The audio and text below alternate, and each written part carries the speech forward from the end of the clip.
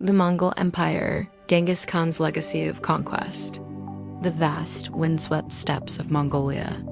Endless grasslands under a boundless sky. It was from this rugged and unforgiving land that a man emerged, one who would shape the destiny of millions, redraw the maps of the world, and leave behind a legacy both feared and admired. His name was Temüjin, though history knows him better as Genghis Khan, the universal ruler. This is the story of how a boy from a shattered family forged the largest contiguous empire the world has ever seen. It's a tale of ambition, brilliance, brutality, and transformation of a man whose empire stretched from the Pacific Ocean to the heart of Europe. The making of a Khan, born around 1162, Temüjin came into the world at a time of chaos. The Mongolian plateau was a fractured land, with warring tribes locked in endless blood feuds. As a child, Temüjin's life was far from that of a mighty conqueror. When his father, Yasuke, was poisoned by rivals, Temüjin's family was abandoned by their clan and left to survive alone on the harsh steppes. Hunger, betrayal, and hardship became his earliest teachers. Legend tells of a young Temüjin killing his own half-brother in a fight for food, a grim indication of the ruthless world he inhabited. Yet from these hardships, Temüjin learned the value of loyalty and the price of division. He began to gather followers, not through noble birth or inherited wealth, but by rewarding merit, sharing plunder and uniting people under his vision.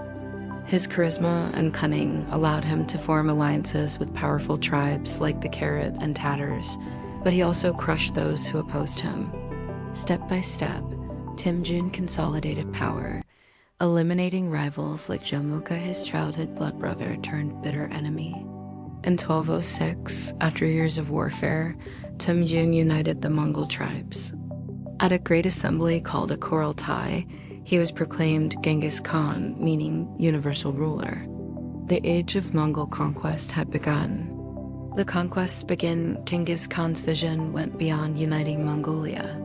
He saw the wealth of settled civilization surrounding his steppes, the Xixia, the Jin dynasty in northern China, and beyond them, the riches of Central Asia and Persia. His army was like nothing the world had ever seen. Like cavalry archers, disciplined and mobile, could strike with deadly precision and disappear before an enemy could respond.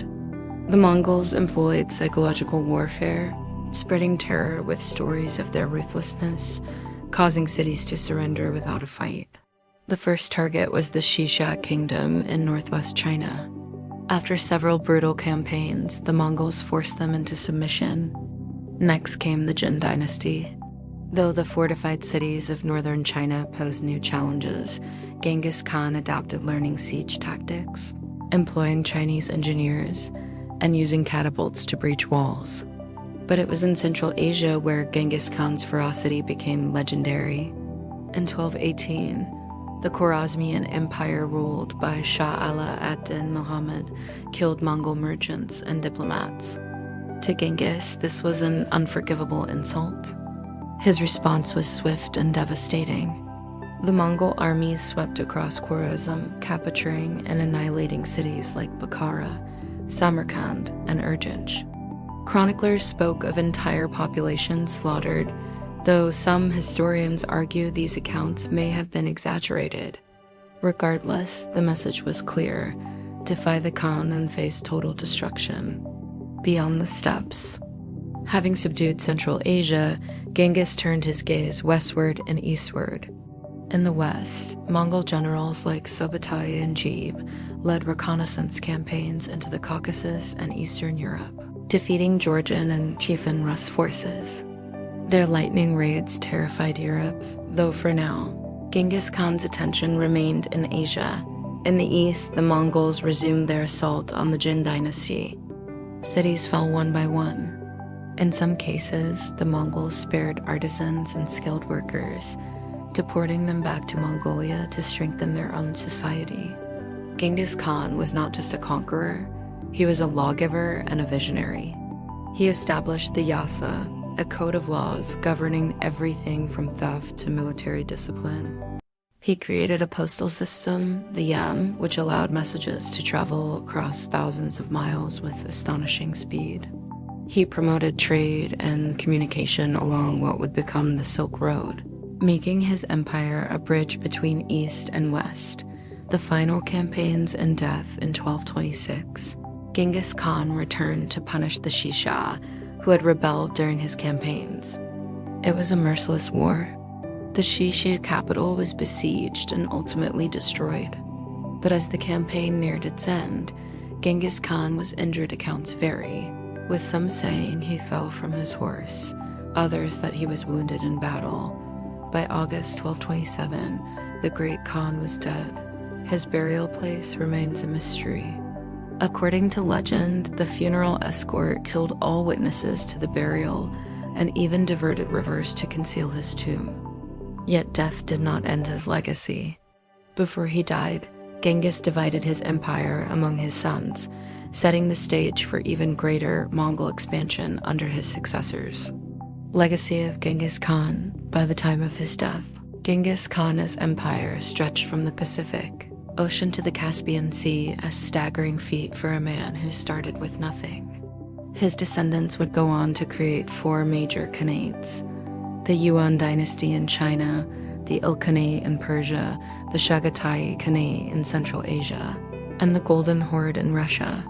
Under Genghis and his heirs, the Mongol Empire became the largest land empire in history, but Genghis Khan's legacy is complex.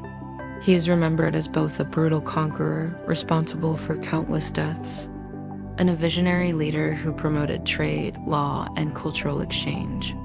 The Pax Mongolica Mongol peace created an era where merchants, travelers, and ideas flowed freely across Eurasia. Even Marco Polo's journey to China would have been impossible without the stability the Mongols enforced. Conclusion: from a destitute orphan on the steppes to the master of a vast empire, Genghis Khan's life is a testament to human ambition and resilience. His conquests reshaped continents, his laws bound disparate peoples, and his empire connected the far corners of the known world. Today, nearly 1 in 200 men worldwide are believed to be his descendants, their DNA a living reminder of his extraordinary reach. Genghis Khan was more than a conqueror. He was a force of nature, a storm that swept across Eurasia and changed history forever.